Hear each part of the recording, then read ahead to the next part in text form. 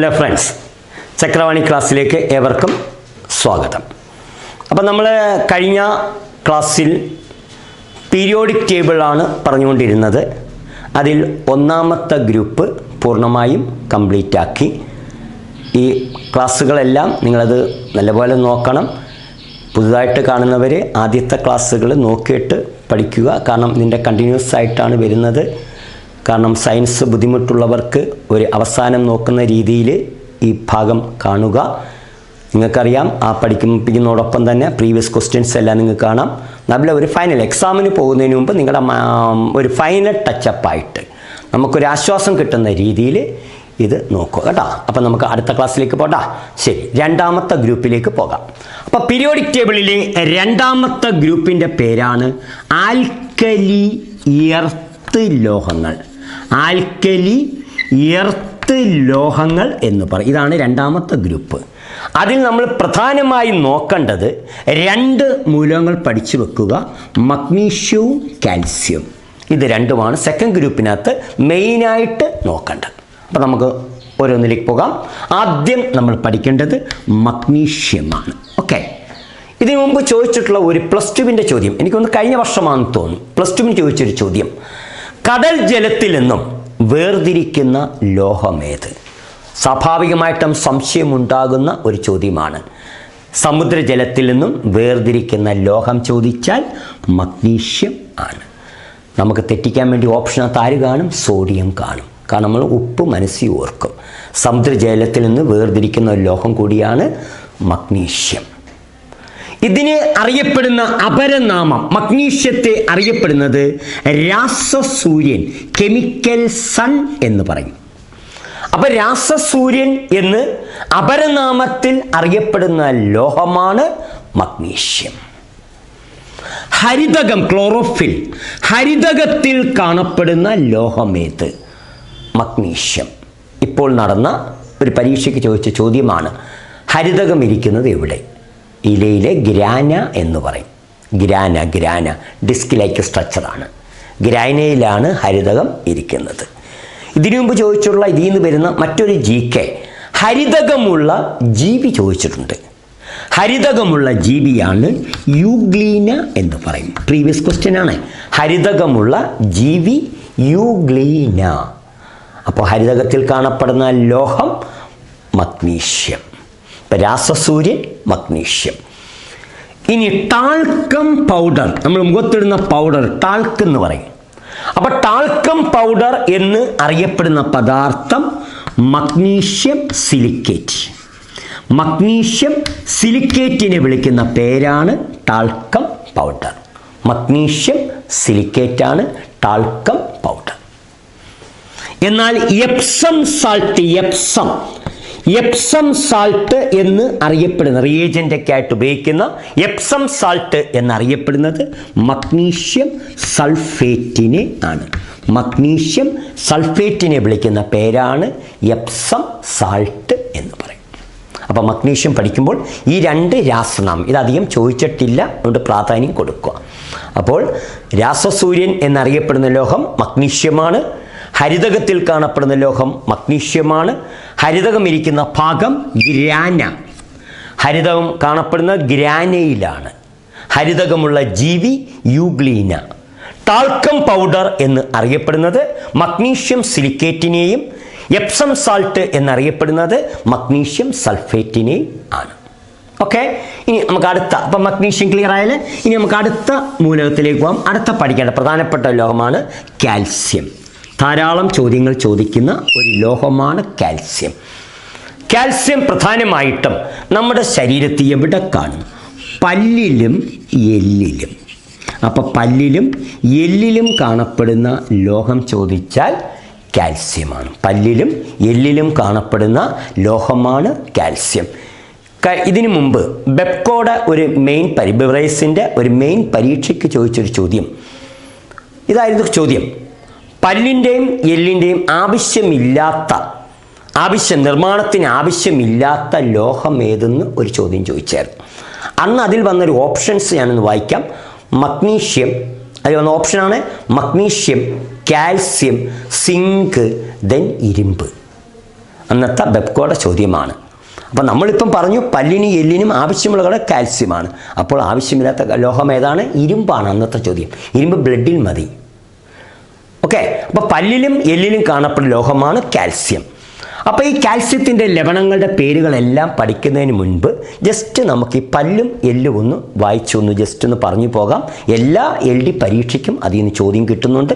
നമുക്ക് ജസ്റ്റ് ഒന്ന് പറഞ്ഞു. അപ്പോൾ ആദ്യം പല്ലിലേക്കൊന്ന് പോകാം. പല്ലിനെ കുറിച്ചുള്ള പഠനം, സ്റ്റഡി ഓഫ് ടീത്ത്.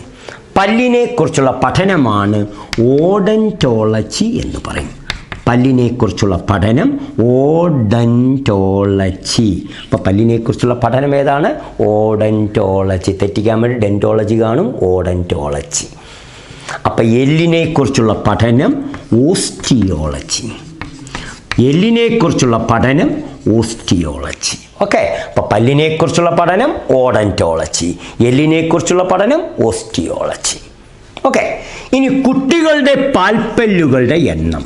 കുട്ടികളുടെ പാൽപ്പല്ലുകളുടെ എണ്ണം ചോദിച്ചാൽ 20 ആണ്.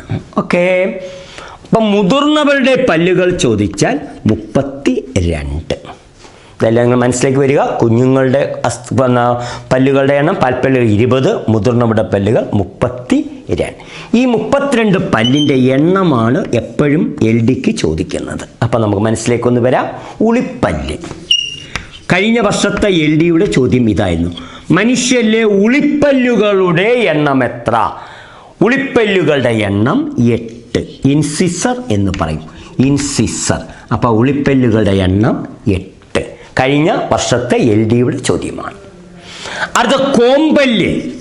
കോമ്പല്ലുകളുടെ എണ്ണം 4. കാനിയൻസ്. കോമ്പല്ലുകളുടെ എണ്ണം 4. കാനിയൻസ്.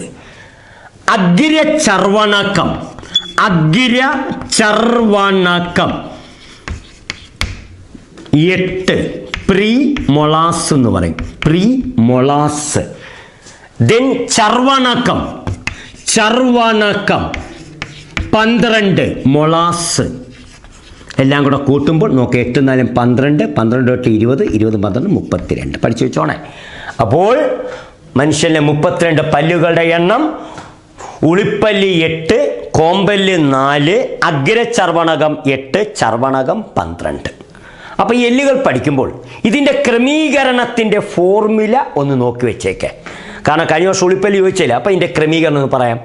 ഉളിപ്പല്ല് ഇംഗ്ലീഷ് ഇൻസിസർ. അപ്പോൾ ആദ്യത്തെ അക്ഷരം, ഉളിപ്പല്ലിൻ്റെ ആദ്യത്തെ അക്ഷരം I. ഓക്കെ, ദെൻ എത്ര എണ്ണം ഉണ്ടെന്നാണ് പറഞ്ഞ്? 8 എണ്ണം. മുകളിൽ 2 ജോഡി, 4. താഴെ 2 ജോഡി. ശരിയായോ? അപ്പോൾ ഇൻസിസർ മുകളിൽ 2 ജോഡി, താഴെ 2. 2 ജോഡി 4, 4 4 8 ആയി. അടുത്ത കോമ്പല് കാനിയൻസിൻ്റെ ആദ്യത്തെ അക്ഷരം C. C എത്ര എണ്ണം ഉണ്ടെന്ന് പറഞ്ഞാൽ 4 എണ്ണം. മുകളിൽ 1 ജോഡി, താഴെ 1 ജോഡി. ഓക്കെ, 2 2 4 ആയി. അടുത്ത അഗ്രചർവണകം പ്രീ മൊളാസ്. പ്രീ മൊളാസ് 8 എണ്ണം. അപ്പം മുകളിൽ 2 ജോഡി, താഴെ 2 ജോഡി. അടുത്ത ചർവണകം മൊളാസ് 12 എണ്ണം. മുകളിൽ 3, താഴെ 3. ഇതാണ് മനുഷ്യൻ്റെ ദന്തവിന്യാസത്തിൻ്റെ ഫോർമുല. അതായത് I 2/2, C 1/1, PM 2/2, M 3/3. ഇത് എക്സാമിന് ചോദിക്കുമ്പോൾ ഓപ്ഷനകത്ത് തിരിച്ചും മറിച്ചും തരും. അപ്പോൾ നമ്മൾ പെട്ടെന്ന് ഓർത്തിരിക്കാൻ വേണ്ടി 21 23, താഴെ 21 23, മുകളിൽ താഴെ 21. അപ്പോൾ അത് നോക്കുക. അപ്പോൾ ഇത്രയും 32 പല്ലൊക്കെ. അപ്പോൾ പല്ലിനകത്ത് കാണുമ്പോൾ ലോഹമാണ് കാൽസ്യം എന്ന്. ഇനി നമുക്ക് എല്ലിൽ, അപ്പോൾ ഇത് ഓക്കെ ആയല്ലേ? ഇനി നമുക്ക് എല്ലിലേക്കൊന്ന് പോകാം. പല്ല് ക്ലിയർ ആയ ഇനി നമുക്ക് എല്ലിലേക്കൊന്ന് പോകാം. എല്ലിലേക്ക് പോകാം. അതും കൂടെ പറഞ്ഞിട്ട് കാൽസ്യത്തിൽ പോകാം. എല്ലിലേക്ക് പോകാം. ഇതേ കണക്ക് തന്നെ പറയാം. കുഞ്ഞുങ്ങളുടെ അസ്ഥികളുടെ എണ്ണം, കുട്ടികളുടെ അസ്ഥികളുടെ എണ്ണം എത്ര പറയാം? 300. അപ്പോൾ കുട്ടികളുടെ അസ്ഥികളുടെ എണ്ണം എന്താണ്? 300. അടുത്ത പല പ്രാവശ്യം ചോദിക്കുന്ന ക്വസ്റ്റ്യനാണ് മുതിർന്നവരുടെ അസ്ഥികൾ. അഡൽറ്റ് പോലീസിന് വരെ ചോദിച്ചിട്ടുണ്ട്. മുതിർന്നവരുടെ അസ്ഥികളുടെ എണ്ണം 206. മുതിർന്നവരുടെ അസ്ഥികളുടെ എണ്ണം 206. അപ്പോൾ കുഞ്ഞുങ്ങളുടെ അസ്ഥികളുടെ എണ്ണം 300, മുതിർന്നവരുടെ അസ്ഥികളുടെ എണ്ണം 206. ഇനി നമുക്ക് 206 അസ്ഥിയും നമുക്ക് പഠിച്ചുകൊണ്ടിരിക്കാൻ പറ്റത്തില്ല. അപ്പോൾ പെട്ടെന്നൊന്ന് ഓർമ്മയിൽ വരാൻ വേണ്ടി, പെട്ടെന്നൊന്ന് ക്വിക്ക് റിവിഷൻ നടത്താൻ വേണ്ടി 2-3 അസ്ഥികളുടെ പേരൊന്ന് പഠിച്ചു വെച്ചേരെ. ഏറ്റവും മനുഷ്യ ശരീരത്തിലെ ഏറ്റവും ചെറിയ അസ്ഥിയാണ് ചോദിക്കുന്നതെങ്കിൽ സ്റ്റേപ്പിസ് എന്ന് പറയും. സ്റ്റെപ്സ്. മനുഷ്യ ശരീരത്തിലെ ഏറ്റവും ചെറിയ അസ്ഥി ഏത്? സ്റ്റേപ്പിസ്. ആവർത്തന ചോദ്യമാണ്. ഏറ്റവും ചെറിയ അസ്ഥി സ്റ്റേപ്പിസ്. എന്നാൽ ഏറ്റവും വലിയ അസ്ഥിയാണ് ചോദിക്കുന്നതെങ്കിൽ ഫീമർ, തുടയെല്ല് എന്ന് പറയും. തൈബോൺ. ഏറ്റവും വലിയ അസ്ഥി ഫീമർ. അപ്പോൾ ഏറ്റവും ചെറിയ അസ്ഥി സ്റ്റേപ്പിസ്, ഏറ്റവും വലിയ അസ്ഥി ഫീമർ ആണ്. ഓക്കെ. ഇനി കയ്യിൽ കാണപ്പെടുന്ന പ്രധാനപ്പെട്ട 2 അസ്ഥികൾ. കയ്യിലെ പ്രധാനപ്പെട്ട 2 അസ്ഥികളാണ്, ഒന്ന് റേഡിയസ്, മറ്റൊന്ന് അൾന. കയ്യിലെ അസ്ഥികൾ റേഡിയസ്, അൾന. അപ്പോൾ കാല്, എക്സാം ചോദിച്ചിട്ടുള്ള കാല്, ടിബിയ, ഫിബുല. Tibia, fibula. കാലിലെ 2 അസ്ഥികൾ ടിബിയ, ഫിബുല. അടുത്ത കഴിഞ്ഞ LDക്ക് ചോദിച്ച, മെയിൻ പരീക്ഷയ്ക്ക് ചോദിച്ച ക്വസ്റ്റ്യൻ ആണ് അടുത്തത്. ചിരട്ട. ഇതാണ് കഴിഞ്ഞ വർഷം നീ ചോദിച്ചത്. ചിരട്ട, ചിരട്ട, ചിരട്ട. ചിരട്ട എന്നറിയപ്പെടുന്ന പാറ്റല്ല. കഴിഞ്ഞ വർഷത്തെ എക്സാമിൻ്റെ LDയുടെ ചോദ്യം ഇതായിരുന്നു, പാറ്റല്ല. ഓക്കെ. അപ്പോൾ നമുക്ക് എല്ലാ അസ്ഥിയും പഠിച്ചു പോകാൻ പറ്റത്തില്ല. ഒന്ന് ഓർക്കാൻ വേണ്ടി, സഡനായിട്ട് ഓർക്കാൻ വേണ്ടി ഇത്രയും പ്രധാനപ്പെട്ട അസ്ഥികൾ പഠിക്കുക. ഇനി അഥവാ ഇത്രയും പഠിച്ചു കഴിഞ്ഞതിന് ശേഷം ചെവിയിലുള്ള 3 അസ്ഥിയുടെ ഷേപ്പ് പഠിച്ചു നോക്കണം. 3 അസ്ഥികളിനകത്ത് എപ്പോഴും സ്റ്റേപ്പിസ് ചോദിച്ചു കഴിഞ്ഞു. അപ്പോൾ ആ ചെവിയിലെ 3 അസ്ഥികളുടെ ആകൃതി ഒന്ന് പഠിക്കാം. ആദ്യം നമ്മൾ അതിൻ്റെ ക്രമീകരണം ഒന്ന് പഠിക്കാം. ചെവിയിലെ അസ്ഥികളുടെ ക്രമീകരണം എങ്ങനെയാണ്? മാലിയസ്. ആദ്യത്തെ അസ്ഥി മാലിയസ്, രണ്ടാമത് ഇൻകസ്, ഇൻകസ്, മൂന്നാമത് സ്റ്റേപ്പിസ്. അപ്പം ചെവിയിലെ അസ്ഥികളുടെ ക്രമീകരണം ചിലപ്പോൾ ഇത് തിരിച്ചും മറിച്ചും തരും. ശരിയായിട്ടുള്ള ക്രമീകരണം ഏതാണെന്നാണ് ചോദിക്കുന്നത്. Malleus, incus, സ്റ്റെപ്പിസ്. മാലിയസിൻ്റെ ആകൃതി ചുറ്റിക എന്ന് പറയും. Hammer, hammer, hammer. ചുറ്റികയുടെ ഷേപ്പാണ്. അപ്പോൾ ചുറ്റികയുടെ ആകൃതിയോട് കൂടിയ അസ്ഥിയാണ് മാലിയസ്. ഇൻകസിൻ്റെ ആകൃതി കൂടക്കല്ല്, വലിയ ചുറ്റിക, ആൻബിൽ എന്ന് പറയും. കൂടക്കല്ല്, ആൻബിൽ ഷേപ്പ്, കൂടക്കല്ല്. നമ്മുടെ ശരീരത്തിലെ ഏറ്റവും ചെറിയ അസ്ഥിയാണ് സ്റ്റേപ്പിസ്. ഇതിൻ്റെ ആകൃതി കുതിര സവാരിക്കാരൻ്റെ പാദധാരം എന്ന് പറയും. കുതിര സവാരിക്കാരൻ്റെ പാദധാരം, കുതിര സവാരിക്കാരൻ്റെ പാദധാരം. അതാണ് സ്റ്റെപ്പിസ്. ഇത് ഇംഗ്ലീഷ് സ്റ്റിറപ്പ് എന്നാണ് പറയുന്നത്. Stirrup, STIRRUP, stirrup. അപ്പം 3 അസ്ഥികൾ: മാലിയസ് ഹാമർ ഷേപ്പ് ചുറ്റിക, ഇംഗസ് കൂടക്കല്ല് ആൻബിൽ ഷേപ്പ്, സ്റ്റേപ്പിസ് കുതിര സവാരിക്കേണ്ട പാദധാരം സ്റ്റിറപ്പ് ഷേപ്പ്. ഓക്കെ. അപ്പം നമ്മൾ പല്ലും എല്ലും എന്തുണ്ടെന്ന കാൽസ്യം. ഇനി കാൽസ്യത്തിൻ്റെ ലവണങ്ങളെ പരിചയപ്പെടുക. അപ്പം നമ്മൾ കാൽസ്യം പഠിക്കുമ്പോൾ ഇത്രയും കാര്യങ്ങൾ നോക്കി വെച്ചോണം. ആവർത്തന ചോദ്യങ്ങളാണ് ഇതിൽ നിന്ന് കിട്ടുന്നത്. അപ്പോൾ കാൽസ്യത്തിൻ്റെ ലവണങ്ങളെ ഒന്ന് പരിചയപ്പെടാം. കക്ക എന്ന പേരിൽ, കക്ക എന്ന പേരിൽ അറിയപ്പെടുന്ന പദാർത്ഥം, കക്കയുടെ രാസനാമം കാൽസ്യം കാർബണേറ്റ്. കാൽസ്യം കാർബണേറ്റ്, ഇതാണ് കക്ക എന്ന് പറയുന്നത്. ഓക്കെ.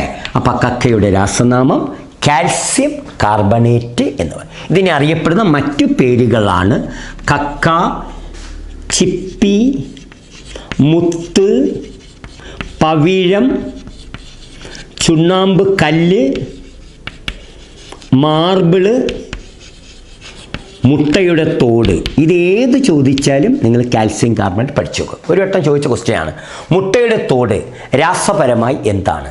കാൽസ്യം കാർബണേറ്റ് ആണ്. മുട്ടയുടെ തോട് കാൽസ്യം കാർബണേറ്റ് ആണ്. ഇനി അടുത്തത് നീറ്റുകക്ക.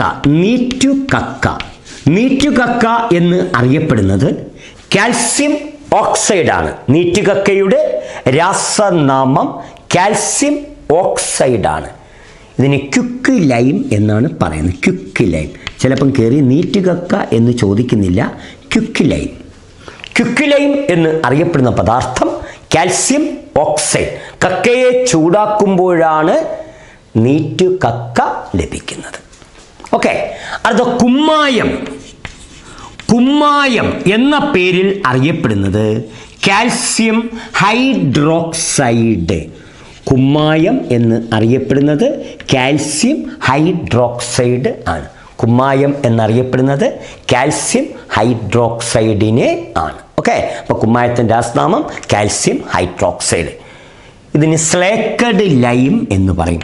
Slaked lime. ഇവിടുന്ന് ഒരു ജീക്ക പഠിച്ചു വെക്കുക. നീറ്റുകക്കയിൽ വെള്ളം ചേർത്ത് കുമ്മായമുണ്ടാക്കുന്ന പ്രക്രിയ. നീറ്റുകക്കയിൽ വെള്ളം ചേർത്ത് കുമ്മായമുണ്ടാക്കുന്ന പ്രക്രിയ സ്ലേക്കിംഗ് എന്ന് പറയും. നല്ലൊരു ചോദ്യമാണ്. സ്ലേക്കിംഗ്. നീറ്റുകക്കയിൽ ജലം ചേർത്ത് കുമ്മായമുണ്ടാക്കുന്ന പ്രക്രിയ സ്ലേക്കിംഗ്. അതുകൊണ്ടാണ് കുമ്മായത്തെ അറിയപ്പെടുന്ന പേര് സ്ലേക്കഡ് ലൈം എന്ന് പറയും. ക്ലിയറായ? അപ്പം കക്ക കാൽസ്യം കാർബണേറ്റ്, നീറ്റുകക്ക കാൽസ്യം ഓക്സൈഡ്, കുമ്മായം കാൽസ്യം ഹൈഡ്രോക്സൈഡ്. അടുത്തത് എക്സാമിന് ചോദിച്ച ചോദ്യമാണ്. അടുത്തത് ജിപ്സം. ജിപ്സം എന്ന പേരിൽ അറിയപ്പെടുന്ന കാൽസ്യം സംയുക്തമാണ് കാൽസ്യം സൾഫേറ്റ്. ജിപ്സത്തിൻ്റെ രാസനാമം കാൽസ്യം സൾഫേറ്റ്. ഇത് ചോദിച്ച ക്വസ്റ്റ്യൻ സിമൻറ്റ് നിർമ്മിക്കുവാൻ. അപ്പോൾ സിമൻറ്റ് നിർമ്മാണത്തിന് ഉപയോഗിക്കുന്ന കാൽസ്യം ലവണത്തിൻ്റെ പേര് ജിപ്സം എന്ന് പറയും. അപ്പോൾ കാൽസ്യം സൾഫേറ്റ് ആണ് ജിപ്സം. അടുത്തത് വളരെ പ്രധാനപ്പെട്ട ഒരു ക്വസ്റ്റ്യനാണ്. അതിൻ്റെ ഫോർമുലയ്ക്ക് പ്രാധാന്യം കൊടുക്കുക. ജിപ്സത്തെ ചൂടാക്കുമ്പോൾ ലഭിക്കുന്ന ഒരു പദാർത്ഥമാണ് പ്ലാസ്റ്റർ ഓഫ് പാരീസ്. നല്ലൊരു ചോദ്യമാണ്. പ്ലാസ്റ്റർ ഓഫ് പാരീസിൻ്റെ ഫോർമുല പഠിച്ചു വെക്കുക.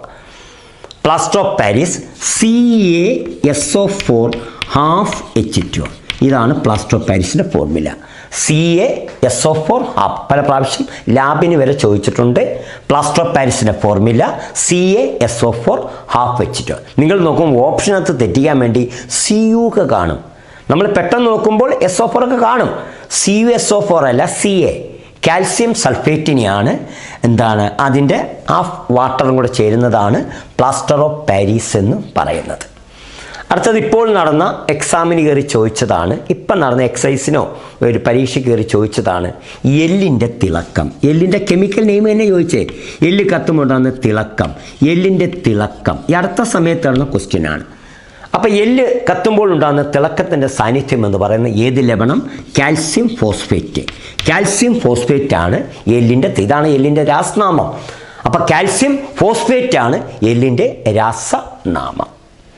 ഓക്കെ, എന്നാൽ മൂത്രത്തിലെ കല്ല്, മൂത്രത്തിൽ സ്റ്റോൺ വരത്തില്ലേ? അപ്പം മൂത്രത്തിലെ കല്ല് എന്ന് അറിയപ്പെടുന്ന മൂത്രത്തിലെ കല്ല് കാൽസ്യം ഓക്സലേറ്റ്. മൂത്രത്തിലെ കല്ല് കാൽസ്യം ഓക്സലേറ്റ്. മൂത്രത്തിലെ കല്ല് എന്നറിയപ്പെടുന്നത് കാൽസ്യം ഓക്സലേറ്റ്. അപ്പോൾ ലവണങ്ങളുടെ കാൽസ്യം ലവണം ഒന്ന് പറഞ്ഞു നോക്ക്. കക്ക കാൽസ്യം കാർബണേറ്റ്, നീറ്റുകക്ക കാൽസ്യം ഓക്സൈഡ്, കുമ്മായം കാൽസ്യം ഹൈഡ്രോക്സൈഡ്, ജിപ്സം calcium sulphate, plaster of Paris calcium സൾഫേറ്റിൻ്റെ ഫോർമുലയ്ക്ക് പ്രാധാന്യം കൊടുക്കുക. CaSO4 ½ എല്ലിൻ്റെ തിളക്കം കാൽസ്യം ഫോസ്ഫേറ്റ്, മൂത്രത്തിലെ കല്ല് കാൽസ്യം ഓക്സലേറ്റ്. അപ്പോൾ ഇത്രയുമാണ് ഏത് ബ്ലോക്കിനകത്ത് വരുന്നത്? എസ് ബ്ലോക്കിൽ വരുന്ന 2 ഗ്രൂപ്പുകൾ. ക്ലിയറായ? അപ്പോൾ എസ് ബ്ലോക്കിനകത്ത് 2 ഗ്രൂപ്പുകളാണ് പഠിക്കാനുള്ളത്. ഫസ്റ്റ് ഗ്രൂപ്പും സെക്കൻഡ് ഗ്രൂപ്പും. ക്ലിയർ ആയല്ലേ? അപ്പോൾ നമ്മൾ ഈ ബ്ലോക്ക് പഠിക്കുമ്പോൾ അതിൻ്റെ ഇടയിലൂടെ നമുക്ക് സാധാരണ കെമിസ്ട്രിയുമായി ബന്ധപ്പെട്ട് വരുന്ന ചില GKയും കൂടെ നമ്മൾ ഈ പോർഷനിൽ തന്നെ വരുന്നതാണ്. കുറച്ച് GKയും കൂടെ ഇതിൻ്റെ കൂടെ എന്ന് പറഞ്ഞു പോകും. അപ്പോൾ നമ്മൾ എസ് ബ്ലോക്ക് കംപ്ലീറ്റ് ആക്കിയേ 1ഉം 2 ഗ്രൂപ്പും പഠിച്ചു. ഞാൻ എൻ്റെ ഇടയ്ക്കൂടെ നമുക്ക് കുറച്ച് മെയിനായിട്ട് GKകളൊന്ന് വായിച്ച് വിടുക. അതിൽ ഏറ്റവും പ്രധാനപ്പെട്ട LDക്ക് ചോദിക്കുന്ന ഒരു GKയാണ് അയിര്. എല്ലാ പരീക്ഷകൾക്കും ആവർത്തിച്ച് അയിരിന്ന് ഒരു ചോദ്യം കിട്ടും. അപ്പം ഞാൻ ഈ പറയുന്ന അയിരുകൾ ഒന്ന് നോക്കി വെക്കുക. അത് തന്നെ ആവർത്തിച്ചാവർ ചോദിക്കുന്നത് ഒന്ന് പരിചയപ്പെടാൻ നമുക്ക്. ഇത് LGSനും എല്ലാം ആവശ്യമുണ്ട്. ഇപ്പോൾ പോലീസിന് ചോദിച്ചു, UPയുടെ എക്സാമിന് കയറി ചോദിച്ചത് എല്ലാം ഇതാണ്. അപ്പോൾ നമ്മൾ കൊടുക്കുന്ന അയിര് തന്നെയാണ് ചോദിച്ചത്. ആദ്യം യുറേനിയമാണ്. അയിരുകൾ ഇഷ്ടം പോലെ ഉണ്ട്. അതിന് പ്രധാനപ്പെട്ട മാത്രം എല്ലാം പഠിക്കാൻ പറ്റും, പഠിക്കുക. യുറേനിയത്തിൻ്റെ അയിരിൻ്റെ പേരാണ് പിച്ച് ബ്ലെൻഡ് എന്ന് പറയും. യുറേനിയത്തിൻ്റെ അയിരിൻ്റെ പേര് പിച്ച് ബ്ലെൻഡ് എന്നാണ് പറയുന്നത്. അപ്പോൾ യുറേനിയത്തിൻ്റെ അയിര് ഏതാണ്? Pitch blend. അടുത്ത തോറിയം.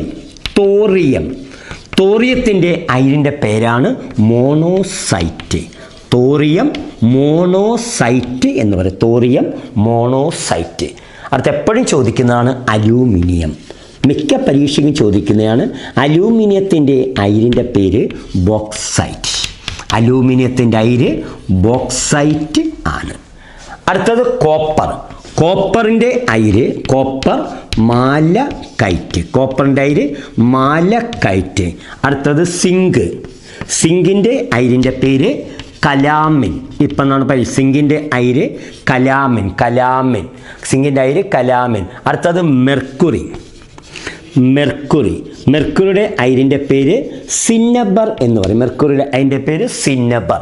അടുത്തത് lead.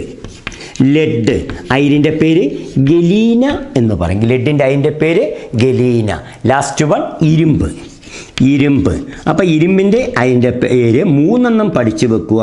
Haematite, magnetite, iron pyrites. Haematite, magnetite, iron pyrites. അപ്പോൾ ഇതിൻ്റെ കൂടെ തന്നെ നമ്മൾ ഈ പഠിച്ചതിൻ്റെ കൂടെ തന്നെ ഈ അയിരും കൂടെ ഒന്ന് നോക്കുക. അപ്പോൾ ഇതിൽ നിന്നൊക്കെ ഒരു ചോദ്യം നമുക്ക് കിട്ടും. നമുക്ക് അടുത്ത ഭാഗത്തേക്ക് പോകാം. അപ്പോൾ ഇത്രയും പ്രധാനപ്പെട്ട അയിര് ഏതൊക്കെയാണ് നമ്മൾ ഒന്ന് പറഞ്ഞു നോക്കാം. പ്രധാനപ്പെട്ട ഇഷ്ടംപോലെ അയിരുണ്ട്. പ്രധാനമായി uranium, pitchblende, thorium, monazite, aluminium, bauxite, copper എന്നെന്തോ മാലക്കൈറ്റ്, സിങ്ക്, കലാമിൻ, പിന്നെന്താണ് ലെഡ്, ഗലീന, മെർക്കുറി, സിന്നബർ, ഇരുമ്പ് പഠിക്കുമ്പോൾ പ്രധാനപ്പെട്ട 3 അയിരുകൾ പഠിച്ചു നോക്കണം. Haematite, magnetite, iron pyrites. Okay. അപ്പോൾ ഈ അയിര് പഠിക്കുമ്പോൾ അതുമായി ഇതിപ്പോൾ സാധാരണ ചോദിക്കുന്ന അയിരിൻ്റെ പേരാണ്. ഇനി നമുക്ക് അയിരിനകത്തോട്ടൊന്ന് ജസ്റ്റ് ഒന്ന് കയറിപ്പോകാം. സാധാരണ അയിര് ഒരിക്കലും ശുദ്ധമല്ല. അത് ഒരു ലോഹം കാണപ്പെടുന്ന അയിര് ശുദ്ധമായിട്ട് അതിനകത്ത് ഇഷ്ടം പോലെ മാലിന്യങ്ങൾ, അഴുക്കുണ്ട്. അപ്പോൾ അയിരിൽ കാണപ്പെടുന്ന അഴുക്കിൻ്റെ പേരാണ് ഗാങ് എന്ന് പറയും. ഓക്കെ. അപ്പോൾ അയിര് പഠിക്കുമ്പോൾ അതിൻ്റെ കൂടെ കണക്ട് ചെയ്ത് നോക്കി വെക്കുക. അയിരിൽ കാണപ്പെടുന്ന ഭൗമിക മാലിന്യങ്ങളെ വിളിക്കുന്ന പേരാണ് ഗാങ് എന്ന് പറയും. ഈ ഗാങ്ങിനെ മാറ്റുവാൻ ഉപയോഗിക്കുന്ന പദാർത്ഥത്തെ വിളിക്കുന്ന പേരാണ് ഫ്ലക്സ് എന്ന് പറയും. ഓക്കെ. അപ്പോൾ അയിരിൽ കാണപ്പെടുന്ന അഴുക്ക് ഗാങ്ങിനെ മാറ്റുവാൻ ഉപയോഗിക്കുന്ന പദാർത്ഥം ഫ്ലക്സ്. ഇനി ഗാങ്ങും ഫ്ലക്സും കൂടെ ചേർന്നുണ്ടാകുന്ന പദാർത്ഥമാണ് സ്ലാഗ് എന്ന് പറയും. ഓക്കെ. ഗാങ്ങും ഫ്ലക്സും കൂടെ ചേർന്നുണ്ടാകുന്ന പദാർത്ഥമാണ് സ്ലാഗ്. അപ്പോൾ അയിരിൽ കാണപ്പെടുന്ന അഴുക്കിൻ്റെ പേര് ഗാങ്ങിനെ മാറ്റുവാൻ ഉപയോഗിക്കുന്ന പദാർത്ഥം ഫ്ലക്സ്. ഗാങ്ങും ഫ്ലക്സും കൂടെ ചേരുന്ന പദാർത്ഥത്തെ സ്ലാഗ് എന്ന് പറയും.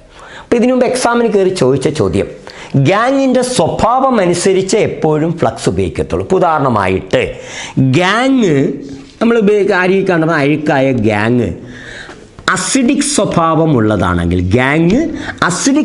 അമ്ല സ്വഭാവമാണ് ഉള്ളതെങ്കിൽ ഉപയോഗിക്കുന്ന ഫ്ലക്സ് എപ്പോഴും ബേസിക സ്വഭാവമുള്ള ചുണ്ണാമ്പ് കല്ലാണ്. ചോദിച്ച ക്വസ്റ്റ്യനാണ്. ഗാങ് അസിഡിക് സ്വഭാവമുള്ളതാണെങ്കിൽ ഉപയോഗിക്കുന്ന ഫ്ലക്സ് ഏത്? ആൻസർ ബേസിക സ്വഭാവമുള്ള ചുണ്ണാമ്പ് കല്ലാണ്. ഇനി തിരിച്ചു വരട്ടെ. ഗാങ് ഏത് സ്വഭാവമാണെങ്കിൽ ബേസിക് സ്വഭാവമുള്ളതാണെങ്കിൽ ഉപയോഗിക്കുന്ന ഫ്ലക്സ് എപ്പോഴും അസിഡിക് സ്വഭാവമുള്ള സിലിക്കയാണ്. ഓക്കെ. അപ്പോൾ അത് രണ്ടും തിരിഞ്ഞു പോകലും. ഇനി നമ്മൾ ചില അയിരിനെ ശുദ്ധീകരിക്കുന്ന മാർഗങ്ങളും കൂടെ പഠിക്കുമ്പോൾ നമ്മൾക്ക് ആ അയിര് പഠിക്കുമ്പോൾ അതിനോട് കണക്ട് ചെയ്തുള്ള സാധനങ്ങളെല്ലാം തീരും. ഓക്കെ. ഈ അടുത്ത സമയത്ത് PSC ചോദിച്ച ഒരു ചോദ്യം, അലൂമിനിയത്തിൻ്റെ അയിരായ ബോക്സൈറ്റ് ചോദിച്ച ക്വസ്റ്റ്യനാണ്.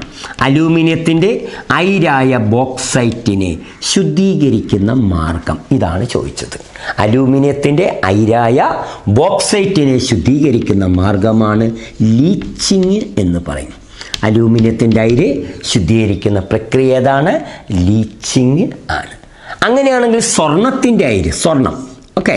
അപ്പോൾ സ്വർണത്തിൻ്റെ അയിര് ശുദ്ധീകരിക്കുന്ന പ്രക്രിയ ചോദിച്ചാൽ നമ്മളെ ചിലപ്പോഴൊക്കെ തോടിൻ്റെ കടുത്ത് മണ്ണിരുന്ന് അരിക്കുന്നില്ലേ, ആ പ്രക്രിയ വിളിക്കുന്ന പേരാണ് ജലപ്രവാഹത്തിൽ കഴുകൽ എന്ന് പറയും. ജലപ്രവാഹത്തിൽ കഴുകൽ എന്ന് പറയും. ഓക്കെ, അപ്പോൾ സ്വർണത്തിൻ്റെ അയിര് ശുദ്ധീകരിക്കുന്ന മാർഗം ജലപ്രവാഹത്തിൽ കഴുകൽ, washing in a stream of water എന്നാണ് പറയുന്നത്. എന്നാൽ ഇരുമ്പിൻ്റെ അയിര് വേറെ, ഇരുമ്പിൻ്റെ അയിര് ശുദ്ധീകരിക്കുന്ന മാർഗത്തെ വിളിക്കുന്ന പേരാണ് കാന്തിക വിഭജനം, മാഗ്നറ്റിക് സെപ്പറേഷൻ, കാന്തിക വിഭജനം എന്ന് പറയും. ഇരുമ്പിൻ്റെ അയിര് ശുദ്ധീകരിക്കുന്ന മാർഗം കാന്തിക വിഭജനം. അടുത്ത പറയുന്നത് നിങ്ങൾ എഴുതിയ LDയുടെ പ്രിലിമിനറി സമയത്ത് 6ാമത്തെ റൗണ്ടിൽ ചോദിച്ച ക്വസ്റ്റ്യനാണ്. ഇതിൽ നിന്ന് കയറി ചോദിച്ച ക്വസ്റ്റ്യനാണ്. അതായത് സിങ്ക് സൾഫൈഡ് അയിരുകൾ, സിങ്ക് സൾഫൈഡ്, ഇതാണ് അന്ന് ചോദിച്ചത്. സിങ്ക് സൾഫൈഡ് അയിരുകൾ ശുദ്ധീകരിക്കുന്ന പ്രക്രിയ, ഇതാണ് അന്നത്തെ പ്രിലിമിനറി പരീക്ഷയ്ക്ക് ചോദിച്ചത്. സൾഫൈഡ് അയിരുകൾ ശുദ്ധീകരിക്കുന്ന പ്രക്രിയയാണ് എന്താണ്?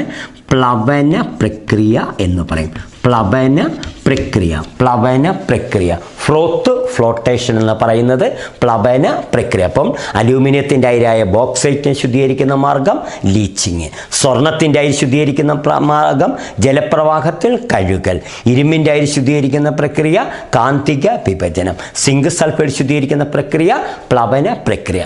ഇത് പഠിക്കുമ്പോൾ അതിൻ്റെ കൂടെ തന്നെ 1-2 വാക്കും കൂടെ ഒന്ന് പഠിച്ചു വെക്കുക. വായുവിൻ്റെ സാന്നിധ്യത്തിൽ, അതായത് എയറിൻ്റെ പ്രസൻസിൽ, വായുവിൻ്റെ സാന്നിധ്യത്തിൽ ഒരു അയിരിനെ അല്ലെങ്കിൽ ലോഹത്തിനെ ചൂടാക്കുന്ന പ്രക്രിയ, അത് നമ്മൾ പഠിച്ചു വെക്കണം. ഒന്ന് പഠിച്ചു വെച്ചാൽ, അതായത് അയിരിൻ്റെ ലോഹം വേർതിരിക്കുന്ന പ്രക്രിയയാണ്. അയിരിൽ നിന്നും ലോഹത്തെ വേർതിരിക്കാൻ വായുവിൻ്റെ സാന്നിധ്യത്തിൽ ചൂടാക്കുകയാണെങ്കിൽ അതിനെ വിളിക്കുന്ന പേരാണ് റോസ്റ്റിംഗ് എന്ന് പറയും. വായുവിൻ്റെ സാന്നിധ്യത്തിൽ ചൂടാക്കുന്ന പ്രക്രിയ റോസ്റ്റിംഗ്. എന്നാൽ വായുവിൻ്റെ സാന്നിധ്യമില്ലാതെ ചൂടാക്കുകയാണെങ്കിൽ ആ പ്രോസസ്സിനെ വിളിക്കുന്ന പേരാണ് കാൽസിനേഷൻ എന്ന് പറയും. വായുവിൻ്റെ സാന്നിധ്യമില്ലാതെ ചൂടാക്കുന്ന പ്രക്രിയയാണ് കാൽസിനേഷൻ എന്നാണ് പറയുന്നത്. ഓക്കെ, അപ്പം അയിര് പഠിക്കുമ്പോൾ ഇത്രയും ഭാഗങ്ങൾ ഇത് നിങ്ങൾ GK ആയിട്ട് പഠിച്ചു വെക്കുക. ഇതിന് ചോദ്യം തരും. നമുക്ക് അടുത്ത ഒരു GKയിൽ കൊണ്ട് പോകാം. അപ്പോൾ അയിര് ക്ലിയർ ആയാലേ? അപ്പം ഇത്രയും. ഓക്കെ, ഇനി അടുത്ത നിങ്ങൾ നോക്കി വെക്കേണ്ട ഒരു മാർക്ക് ചോദിക്കുന്ന കെമിസ്ട്രിയിൽ വരുന്ന ഒരു GK ആണ്. കൃത്രിമം എന്ന വാക്കുമായിട്ട് ബന്ധപ്പെട്ട് വരുന്ന ചില ടേംസുകൾ എല്ലാ പരീക്ഷയും ചോദിക്കുന്നുണ്ട്. അപ്പോൾ ആദ്യം നമുക്ക് പോകാം. കൃത്രിമ മൂലകം എന്ന് അറിയപ്പെടുന്നത് ആരെയാണ്? കൃത്രിമ മൂലകം എന്ന് പറയുന്നത് ടെക്നീഷ്യത്തെയാണ്. കേട്ടോ, നല്ലൊരു ചോദ്യമാണ്. കൃത്രിമ മൂലകം എന്നറിയപ്പെടുന്നത് ടെക്നീഷ്യം ആണ്. അടുത്തത് കഴിഞ്ഞ വർഷം LDക്ക് ചോദിച്ച ക്വസ്റ്റ്യനാണ് കൃത്രിമ പ്ലാസ്റ്റിക്. ഇതാണ് എക്സാമിന് കയറി ചോദിച്ചത്. കൃത്രിമ പ്ലാസ്റ്റിക് എന്ന് അറിയപ്പെടുന്നത് ബേക്കലൈറ്റ്. കൃത്രിമ പ്ലാസ്റ്റിക് എന്നറിയപ്പെടുന്നത് ബേക്കലൈറ്റിനെ ആണ്. അടുത്തത് ഈ വർഷം നടന്ന 10th പ്രിലിമിനറി പരീക്ഷയ്ക്ക് ചോദിച്ച ക്വസ്റ്റ്യനാണ്. നൂലാണ് കയറി ചോദിച്ചത്. ഈ വർഷം ചോദിച്ചതാണ്. കൃത്രിമ നൂല് എന്ന് അറിയപ്പെടുന്നത് നൈലോണിനെയാണ്. കൃത്രിമ നൂല് എന്നറിയപ്പെടുന്നത് നൈലോൺ ആണ്. എന്നാൽ കൃത്രിമ പട്ട് എന്ന് അറിയപ്പെടുന്നത് റയോണിനെ ആണ്. റയോൺ. എന്നാൽ കൃത്രിമ റബ്ബർ എന്ന് അറിയപ്പെടുന്നത് നിയോപ്രീൻ.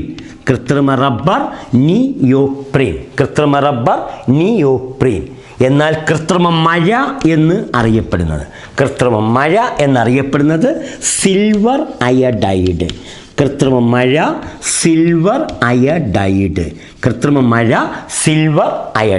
അപ്പോൾ ഒന്നുകൂടെ പറയാം. കൃത്രിമ മൂലകം, ടെക്നീഷ്യം, കൃത്രിമ പ്ലാസ്റ്റിക്, ബേക്കലൈറ്റ്, കൃത്രിമ നൂല്, നൈലോൺ, കൃത്രിമ പട്ട്, റയോണ്, കൃത്രിമ റബ്ബർ, നിയോപ്രീൻ, കൃത്രിമ മഴ, സിൽവർ അയഡൈഡ്. എന്നാൽ LGS എഴുതുന്നവർ ഇതിൻ്റെ കൂടെ അഡീഷണൽ ആയിട്ട് 2 കൂടെ പഠിച്ചു വെക്കുക. കൃത്രിമ ഹൃദയം എന്നറിയപ്പെടുന്നത് ജാർവിക് 7 ആണ്. കൃത്രിമ ഹൃദയം, ഇത് LGSനൊക്കെ ചോദിക്കാൻ പറ്റിയ ചോദ്യമാണ്. കൃത്രിമ ഹൃദയം എന്നറിയപ്പെടുന്നത് ജാർവിക് 7 ആണ്. എന്നാൽ പഴങ്ങൾ, ഇതും LGSന് പഠിച്ചു വെച്ചോണം. പഴങ്ങൾ കൃത്രിമമായി പഴുപ്പിക്കാൻ ഉപയോഗിക്കുന്ന ലവണം ചോദിച്ചാൽ എത്തിലിൻ അല്ലെങ്കിൽ കാർബൈഡ്. കാൽസ്യം കാർബൈഡ് എന്ന് പറയത്തില്ലേ, എത്തിലിനും കാർബൈഡുമാണ്. എത്തിലിനും കാർബൈഡുമാണ് പഴങ്ങൾ കൃത്രിമമായി പഴുപ്പിക്കാൻ ഉപയോഗിക്കുന്നത്. അപ്പോൾ ഈ പറഞ്ഞ ഈ ജി കെയുമായി കണക്ട് ചെയ്ത് എപ്പോഴും ഒരു ചോദ്യം കിട്ടും. അപ്പോൾ നമ്മൾ ഇന്നത്തെ ഈ ക്ലാസ്സിനകത്ത് നമ്മൾ പീരിയോഡ് ടേബിൾ പറഞ്ഞു. അതിൽ വരുന്ന എസ് ബ്ലോക്ക് കംപ്ലീറ്റ് ആക്കിയിട്ടുണ്ട്. ഇതിനകത്ത് 2 GK തന്നിട്ടുണ്ട്. അപ്പോൾ ഇതെല്ലാം നല്ലപോലെ കൊണ്ടുപോയി നോക്കുക. അപ്പം നമുക്കിതിൻ്റെ ബാക്കി അടുത്ത ക്ലാസ്സിൽ നമുക്ക് കാണാം. നമസ്കാരം.